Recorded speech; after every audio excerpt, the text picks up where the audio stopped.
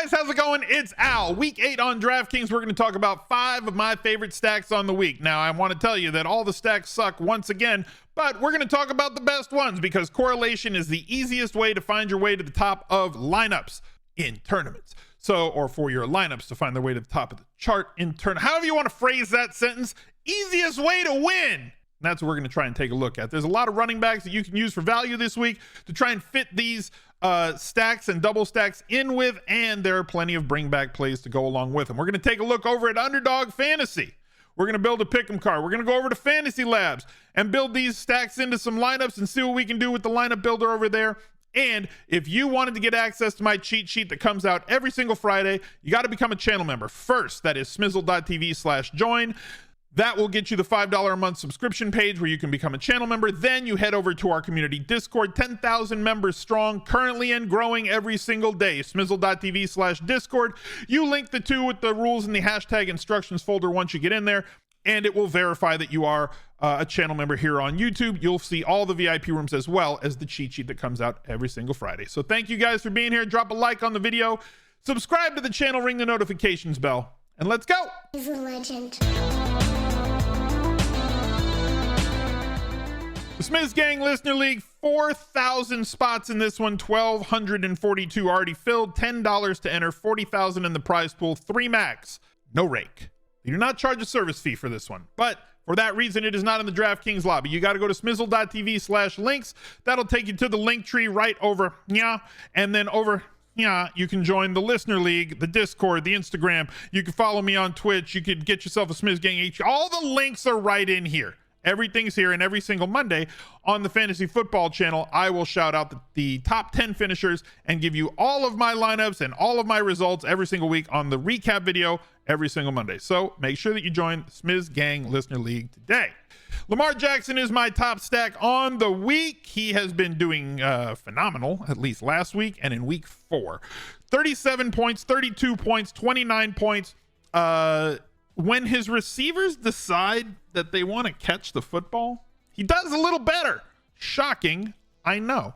I like that they're actually using a little bit more volume with him, allowing him to throw the football, which was always the plan. And now they square off against the Arizona Cardinals, who have allowed tons of efficiency to opposing teams. The 6th most DraftKings points allowed to opposing wide receivers, and where are they? 5th most to opposing quarterbacks.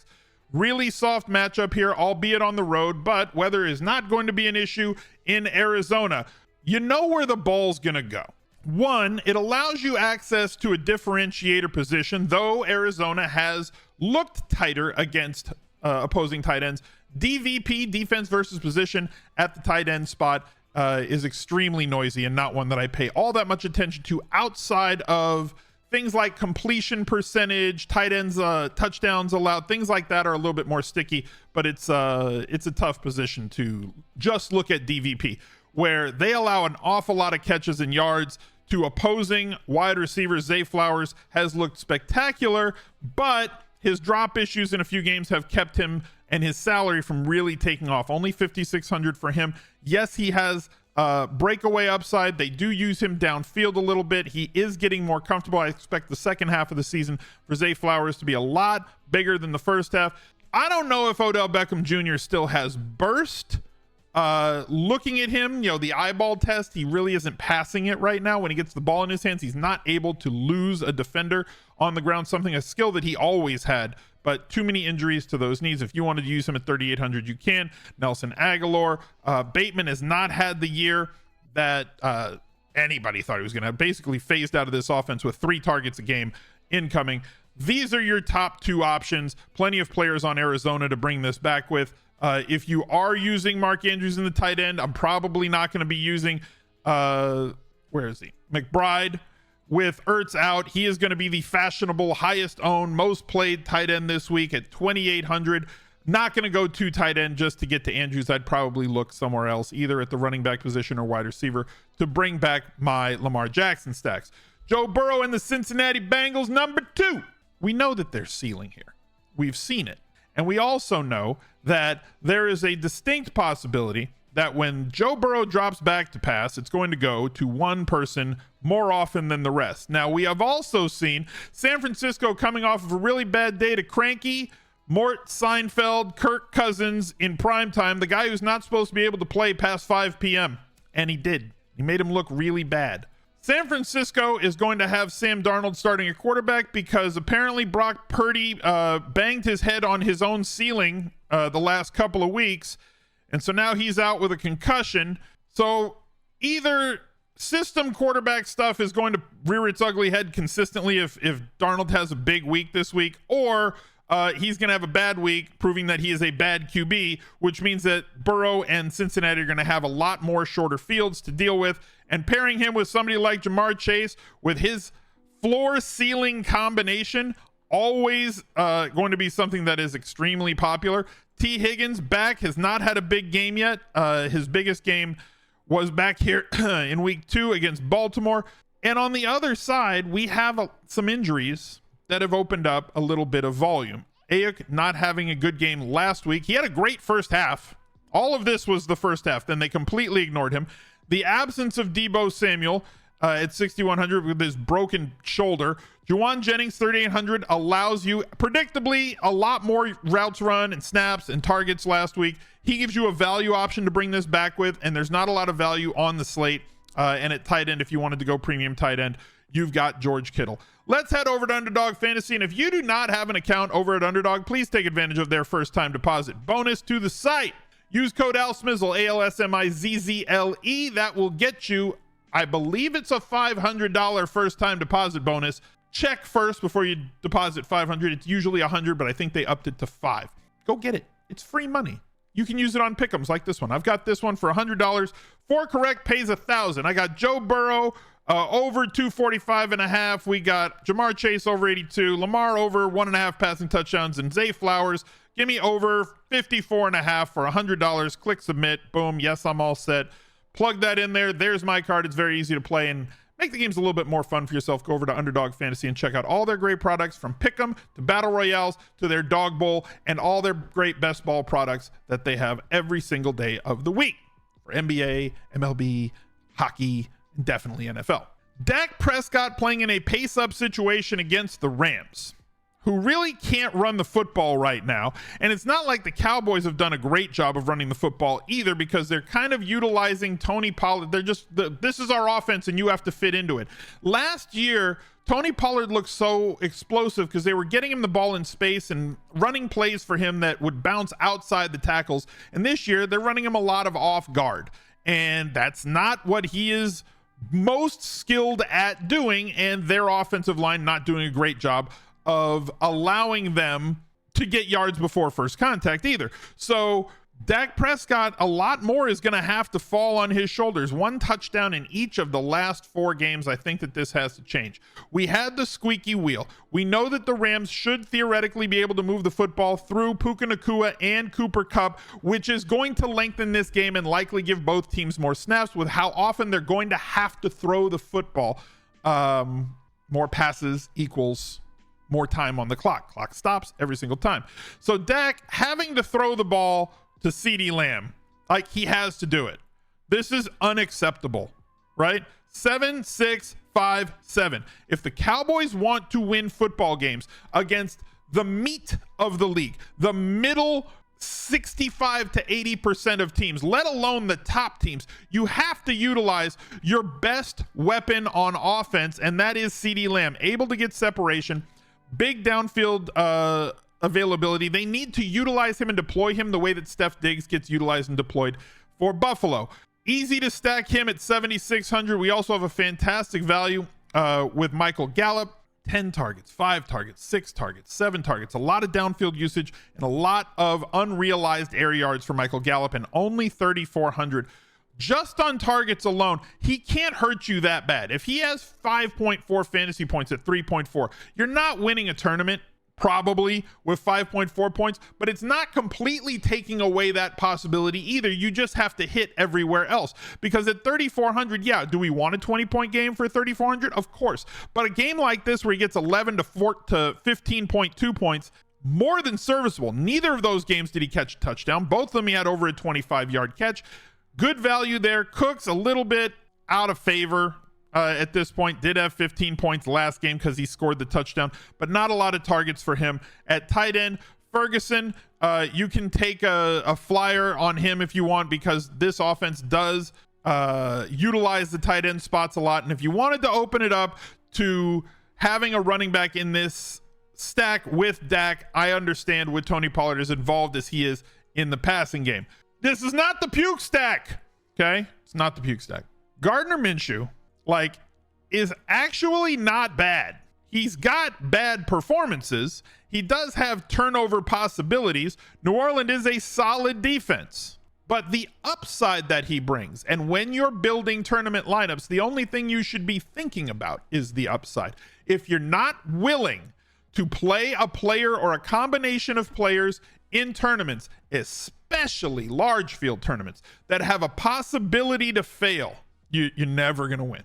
You basically would have to have all the chalk players, and all of them would have to hit all at the same time, and you'd have to get lucky on defense to get 25 or 30 points. It's not the way you win large field tournaments. You have to be willing to do sometimes what other people aren't willing to do. And what is this Colts offense built around, and how are they going to be able to win? Yes, Jonathan Taylor is back and likely going to be deployed at full. 22 opportunities last game. They are home and favored. Depending on New Orleans has been an extremely tough, one of like the top 5 defenses in terms of stifling opposing running backs. They're a very good defense. Jonathan Taylor, though, is the type of player who can do it on one play. A 20-yard catch and a 24-yard run last week. He's one of those big splash running backs.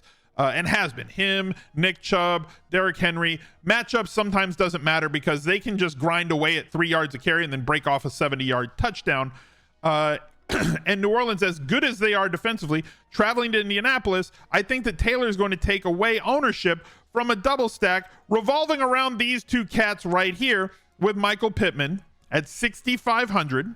And Downs, who has gotten about 23 or 25, I forget exactly, don't fact check me, touchdowns in 2 straight games. But anytime that Minshew has been the quarterback, he has seen a massive target share. It's basically going to those two guys. There are tight ends that you could sprinkle in between Ogletree, Cox, Granson, whatever, if you wanted to use them if you're building multiple stacks. But this would be the key stack right here. And guess what? Are there plays on the other side that have big playability? Yep. And sure, there's definitely plays on the other side that we could bring this back with and still give us enough salary wrapped around this somewhat budget stack in a DraftKings universe right now where double stacks do not project very well, as DraftKings has tweaked the pricing to try and minimize the projectable viability of this very, very potent correlation strategy. Moving on to the puke stack, chat really wants it to be Kenny Pickett and the Steelers. And while they graded out pretty well for me this week, Kenny Pickett and the Steelers graded out behind those darn old 49ers. He's 43 freaking hundred. We're about to find out. We're at that point in the graph where Twitter and the 49ers have effed around, and we're about to find out if Sam Darnold, if Brock Purdy is a product of a system, and can he run an offense that has these 3 weapons up top and this value play with Debo out.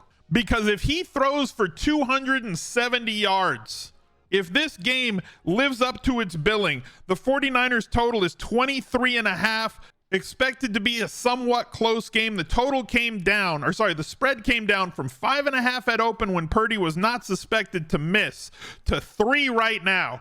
Cincinnati, if they can put some points on the board, and this game kind of shoots out just a little bit. We already talked about the bring back plays on the other side. But you can get there with a premium wide receiver who is amazing. If you saw that tweet that I quoted from Scott Barrett, which basically was highlighting how Tyreek Hill in motion was a cheat code, did you look at who the second best wide receiver or third best wide receiver in the league is without motion and with motion? It's this dude right here.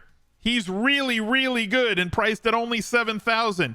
George Kittle, season uptick in terms of his volume in the games that Debo Samuel or Ayuk does not play. You have Christian McCaffrey, who's the GOAT. He's the GOAT.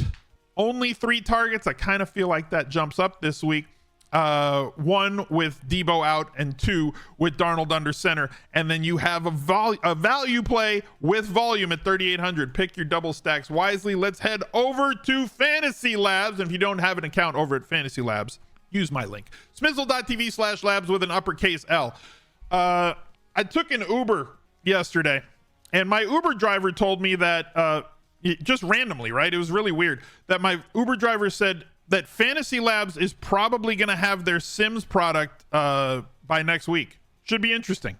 I don't know why my Uber driver told me that, but like he did. So I'm just kind of passing along what my Uber driver told me. So now you guys know.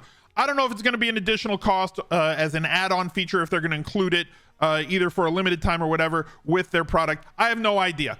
I'm just telling you what my Uber driver told me. And I'm using the same settings that I always use, as well as this one's going to make sure it forces somebody that's under 12%. We are going to apply these settings and generate this. Make sure that you get in on Fantasy Labs, especially if you're playing NBA or college football. The all sports package for 6 months takes you all the way through the regular season for NBA, the rest of NFL season, and everything else with their Sims product coming. Definitely something that should be in vogue. Thank you guys for watching. Look out for another video right there. He's a legend.